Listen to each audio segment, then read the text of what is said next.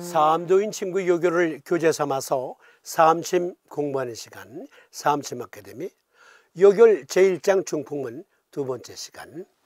지난 시간에 말씀드렸듯 요결에 망라되어 있는 각종 중풍 증후군 중에서 허혈성 그리고 출혈성 뇌졸중, 일과성 허혈발작, 벨마비, 마비 또는 편마비, 이 네 가지 증을 먼저 토론한 다음에 강론 이어드리겠다라고 말씀드렸어요. 허혈성 뇌졸중부터 살펴봅니다. 허혈성 뇌졸중 원인과 치료법. 허혈성 뇌졸중은요, 두 가지 버전이 있습니다. 하나는 색전성 뇌졸중.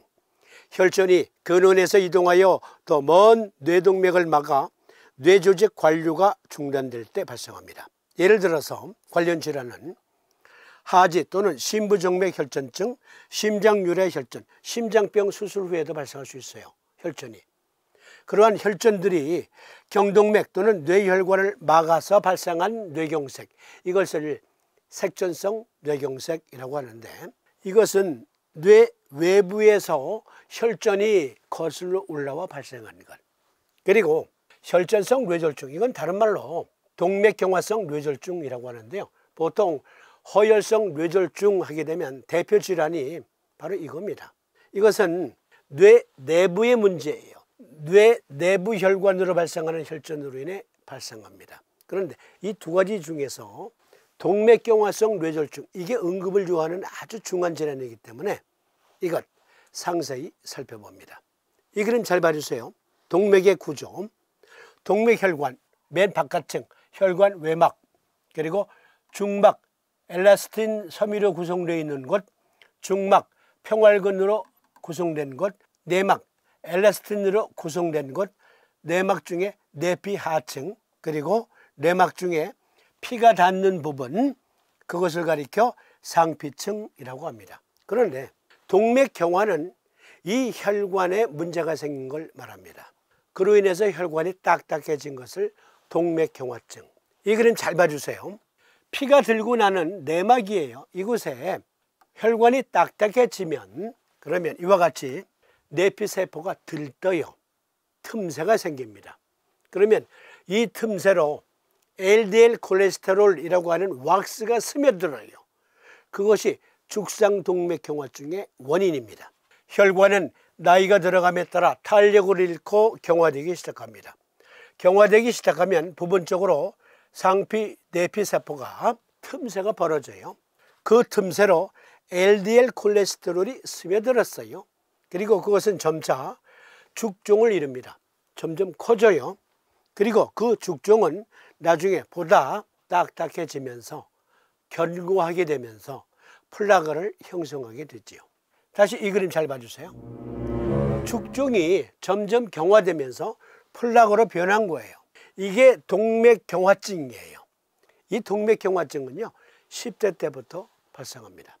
죽상동맥경화는 10대에서 20대에는 2%에서 5% 정도 발생하고요, 30대에는 15% 정도 발생, 40대에는 20% 이상, 그리고 50대 이후에는 이와 같이 쭉쭉쭉 올라갑니다.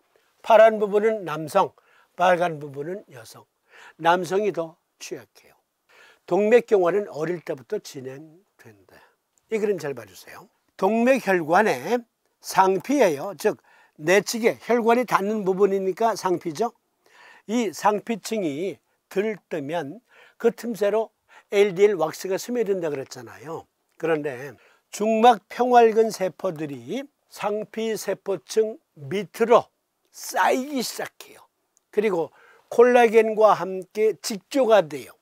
그래서 섬유 모자를 만들게 됩니다. 여기 보면 마이그레이팅 SMC, 이주, 즉 중막 평활근 세포들이 상피층으로 올라와요. 그런데 이 그림 잘 봐주세요. 혈관이 이렇게 좁아졌어요. 하지만 아무리 좁아졌더라도 피만 흐르면 문제가 안 돼. 그러니까 10대, 20대, 30대에 동맥경화증이 발생하더라도 그때는 아직 혈관의 탄력이 좋아서 그나마 피만 흐르면 잘 터지질 않는다고. 그런데 나이가 들면 이게 터질 확률이 높아.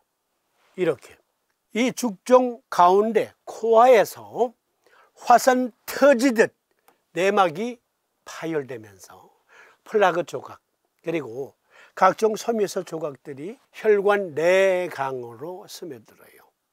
그러면 혈소판은 이 상황을 아니 멀쩡한 조직이 찢어졌네, 피가 나네 이렇게 인식을 합니다.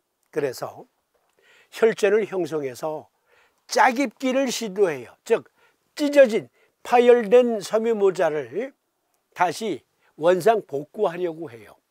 그것은 혈소판이 멍청해서가 아니라 혈소판은 당연히 하는 일을 하는 거예요. 그런데 이게 출혈이 아니기 때문에 혈소판이 제 아무리 혈전으로 대응을 한다 하더라도 직조가 안 돼. 그러면 혈소판은 더 많은 혈전, 더 큰 혈전을 만들어서 복구해야 돼, 복구해야 돼 하면서 더욱더 혈전을 많이 만들어. 그런데 그 혈전과 플라그 파편이 뇌혈관 이것저것으로 옮겨가다가 어느 혈관을 막으면 획 돌아가는 겁니다. 쓰러지는 겁니다. 이게 허혈성 뇌졸중의 원인. 그러면 이럴 때 우리들의 관심사 어떻게 치료하는가? 뇌졸중을 말씀드릴 때마다 계속 습관적으로 말씀드립니다만 이미 터져서 쓰러졌어요. 그러면 무조건 911 또는 119 부른다. 우리나라는 119. 골든타임이 6시간이에요. 혈전용해제는 환자가 쓰러져서 병원에 이송됐는데 4시간 반 안에 도착했다. 그러면 혈전용해제를 투약하는데요. 혈전용해제는 우리 몸의 혈전용해 시스템을 스티뮬레이팅, 증폭시키는 그러한 메커니즘으로 작용합니다. 그러면 쉽게 녹습니다. 일단 녹아요. 만약에 환자 이송이 좀 늦어져서 거의 6시간 정도에 병원에 도착했다. 그러면 혈전 제거 시술을 합니다. 스텐트를 넣어서 혈전을 끄집어내는 그러한 시술을 하게 되죠. 어쨌든 6시간 안에는 무조건 처치를 해야 돼요. 구급차가 서울 지역이나 대도시에는요 보통 5분 내지 20분 내에 도착합니다. 그런데 도착을 했는데 심내혈관 권역센터로 가야 되는데 여기 강원도 같은 경우에는 춘천으로 가야 돼요. 심내혈관 질환 권역센터가 그렇게 많지 않아요. 그래서 골든타임 그 안에 도착 못할 수도 있어요. 최악의 경우. 그러나 대부분 6시간 내에 도착하겠죠. 그런데 그게 길어. 그 골든타임이 계속 길어지면 길어질수록 후유증이 더 낫는다니까요. 그래서 그땐 어혈방을 넣는 겁니다. 어혈방, 허혈성 뇌졸중 이것은요 일단 어혈방 넣으세요. 제가 손 따는 것 이것 권해드리기도 했었습니다만 그러나 이것이 더 강력한 요법입니다. 어혈방은 태백태연의 N극면 부착 그리고 곡지에는 S극면을 부착하는데요. 헤파린 이것은 강력한 혈전용해제. 그런데 이 헤파린은 폐에서 발원되는 혈전용해제입니다. 헤파린 폐에 존재하며 강력한 항응고작용을 갖고 있다. 그리고 폐에 풍부한 플라즈마 미노겐 활성제는 플라즈미노겐 활성제, 피브린 혈전을 용해, 섬유소 용해 등등을 통해서 혈류를 회복하여 뇌졸중으로 인한 사망률과 장애를 줄인다.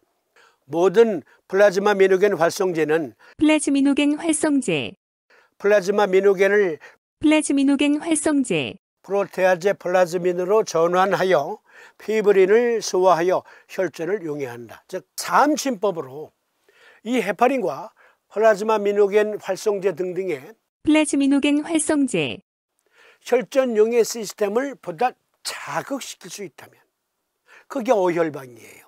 이게 폐에서 분비되는 혈전 용해제라고 했잖아요. 그런데 태백태연의 N극면을 부착하고 곡지 S극면을 부착하는 이 어혈방은 폐정격에서 유래된 겁니다. 폐정격은 태백대원의 N극, 그리고 소부와 어제혈에는 S극면 부착하잖아요. 거기에서 소부 어제는 빼고 대신 곡지혈의 S극면, 곡지혈을 사합니다. 즉 폐의 혈전용의 시스템을 자극, 스티뮬레이팅, 증폭시키는 요법이에요.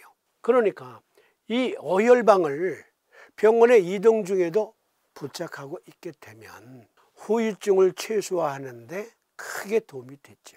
이렇게 어혈방은 강력한 의과학적인 근거를 갖고 있다.